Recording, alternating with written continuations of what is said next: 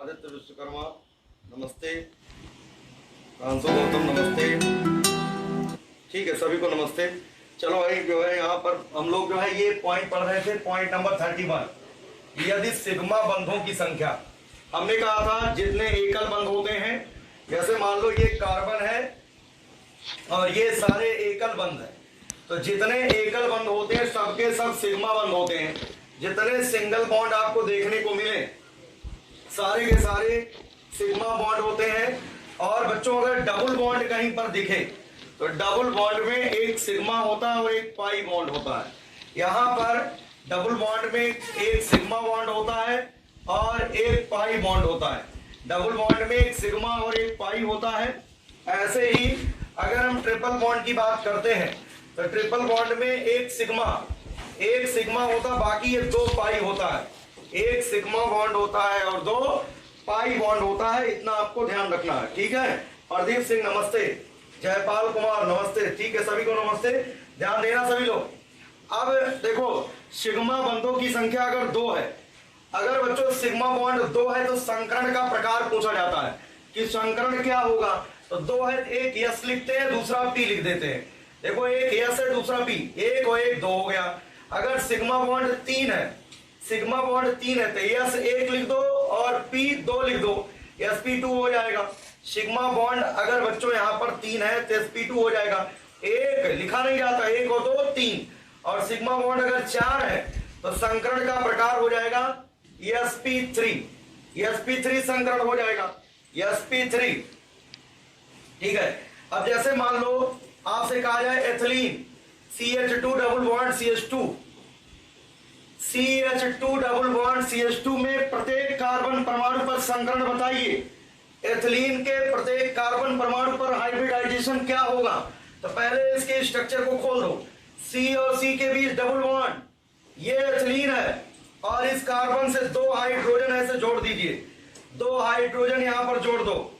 इस वाले कार्बन से भी 2 हाइड्रोजन इस तरीके से जुड़ेगा। सिग्मा बंध गिनना शुरू कर दो, 1 सिग्मा 2 सिग्मा और इसमें 1 सिग्मा है, 1 पाई है। तो यहां पर इस कार्बन से देखो 3 सिग्मा बंध होगा। 3 सिग्मा बंध पर कितने क्या संकरण होता है, sp2। तो पहले कार्बन पर sp2 संकरण होगा। इसी तरीके से एथिलीन के दूसरे कार्बन की बात करें, 1 2 सिग्मा और ये जो डबल बॉन्ड है इसमें 1 सिग्मा और 1 पाई होता है, 1 2 3 सिग्मा। संकरण का प्रकार sp2 होगा।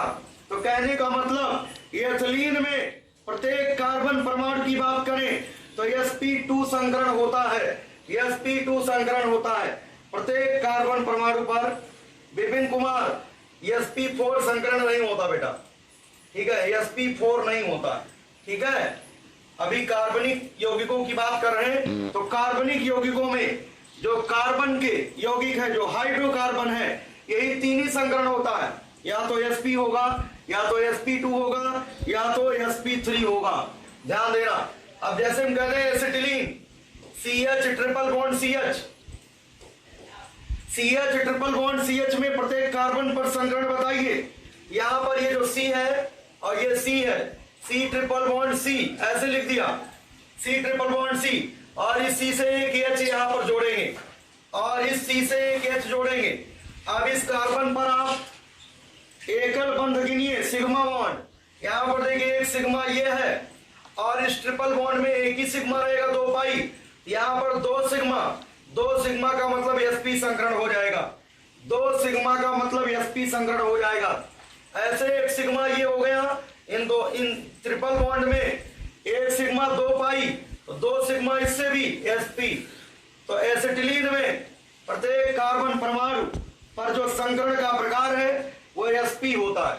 ये कल हम लोग बात कर रहे थे। इसके बाद पॉइंट नंबर 32 देखेंगे। पॉइंट नंबर 32 देखेंगे, ध्यान से समझिएगा। ठीक है, यहां पर जैसे कह रहा मीथेन में कार्बन का संकरण बताइए। आंसर बताओ सब लोग। मीथेन में कार्बन का क्या संकरण होता है, बता चुके हैं स्ट्रक्चर मीथेन का। मीथेन एल्केन श्रेणी का प्रथम सदस्य है। मीथेन, ध्यान देना, इसे मार्स गैस कहते हैं क्योंकि पाई जाती है, इसीलिए इसको मार्स कहते हैं, मार्स गैस।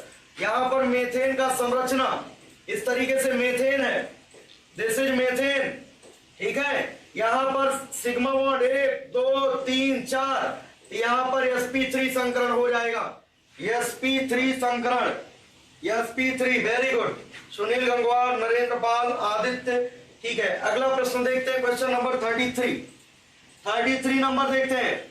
लिखा है एथिलीन में कार्बन का संकरण, बता चुके अभी हमने। एथिलीन में एथिलीन का CH2 डबल बॉन्ड CH2 सूत्र होता है, पता है, अभी हमने बता दिया कि दोनों कार्बन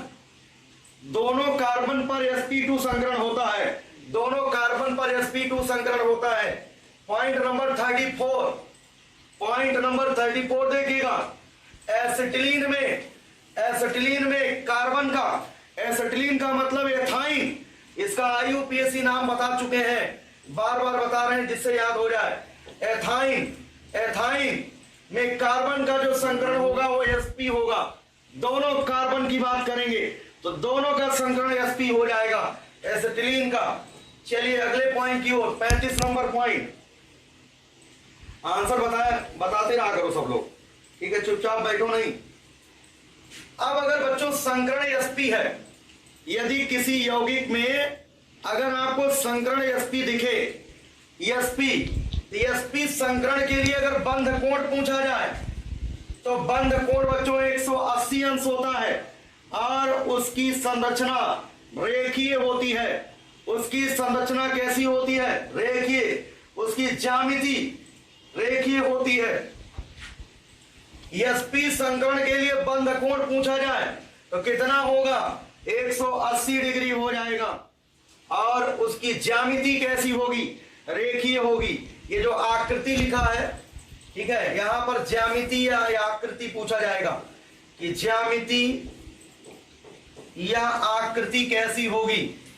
आकृति इसकी लीनियर हो जाएगी, लीनियर 180 डिग्री हो जाएगा बंध कोण। बॉन्ड एंगल याद रखना है sp संकरण के लिए। चलिए क्वेश्चन नंबर 36 की बात करते हैं। sp2 संकरण की बात करते हैं। बंध कोण, अगर संकरण sp2 है तो बंध कोण 120 अंश होता है। अगर संकरण sp2 है तो बंध कोण 120 अंश इस तरीके से। अगर sp2 संकरण है यहां पर 120 120 120, ये जो बंध कोण होगा, ये वाला कोण जो होगा 120 अंश का होगा। sp2 संकरण के लिए बंध कोण 120 डिग्री होगा, ठीक है। चलिए नेक्स्ट देखते हैं अगला, ये याद कर लीजिए सब लोग।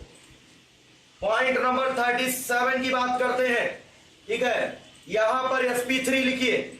sp3 संकरण के लिए, sp3 संकरण यहां लिखना है। sp3 संकरण के लिए, sp3 संकरण के लिए बंध कोण 109 डिग्री, 109 डिग्री 28 मिनट, ऐसे डैश बना लेना। 109 अंश 28 मिनट, ठीक है। 109 डिग्री 28 मिनट याद कर लीजिए, है ना। अगर आपसे पूछा जाए मेथेन के लिए, मेथेन पर कार्बन परमाणु का संकरण sp3 होता है। बंध कोण पूछा जाए मेथेन में 109 डिग्री 28 मिनट होता है, ठीक है। 109 डिग्री 28 मिनट होता है, ये ध्यान देना। sp3 संकरण, यहां पर sp3 के बाद लिखना है संकरण। sp3 संकरण के लिए बंध कोण, ठीक है, 109 डिग्री 28 मिनट, 109 डिग्री 28 मिनट याद रखिए। sp संकरण, इधर देखो, sp संकरण बंध कोण 180 और sp2 के लिए बंध कोण 120 अंश और sp3 के लिए याद रखिए 109 डिग्री 28 मिनट हो जाएगा, ठीक है, वेरी गुड नरेंद्र पाल, शिवम। चलो आगे देखते हैं नेक्स्ट। पॉइंट नंबर 38 देखिएगा। नोट करते चलना सभी लोग, नोट्स बनाते चलना साथ ही साथ।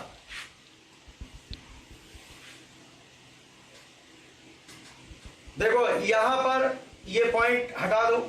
सिग्मा बंध यहां लिखना सिग्मा बंध कॉमा, सिग्मा बंध कॉमा पाई बंध से ज्यादा प्रबल होता है।